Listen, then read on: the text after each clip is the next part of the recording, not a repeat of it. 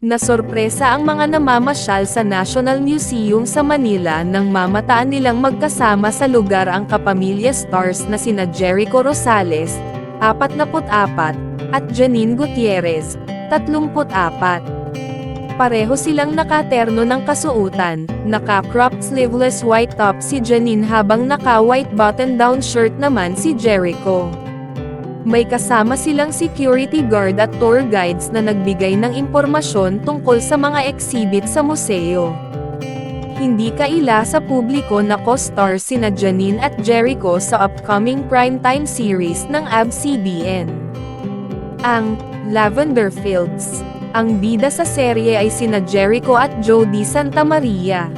Ayon sa ilang netizens, maaaring bahagi ito ng promo ng show o isang bonding session para sa kanilang proyekto.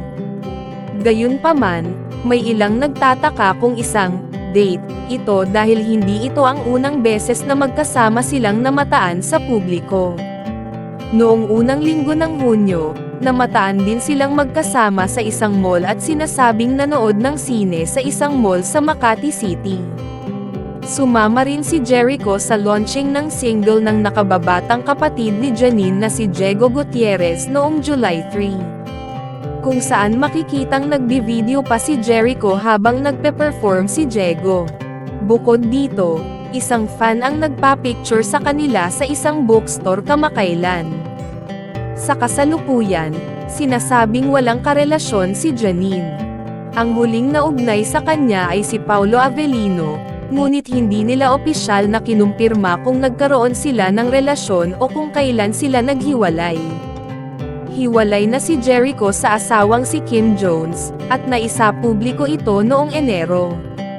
Noong April 17, 2024, inulat ng Pep Troika na may source na nagsabing sumubok manligaw si Jericho kay Catherine Bernardo.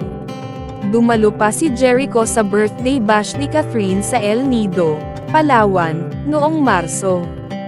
Ngunit sinasabing mas boto umano ang ina ni Catherine sa isa pang napababalitang manliligaw ng dalaga na si Alden Richards.